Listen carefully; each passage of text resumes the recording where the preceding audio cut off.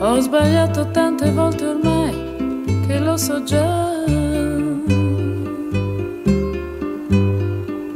che oggi quasi certamente sto sbagliando su di te.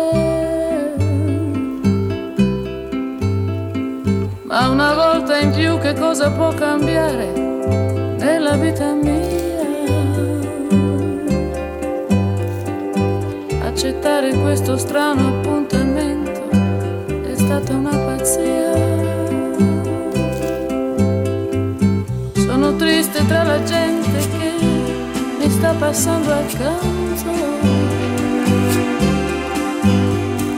ma la nostalgia di rivedere te è forte più del pianto.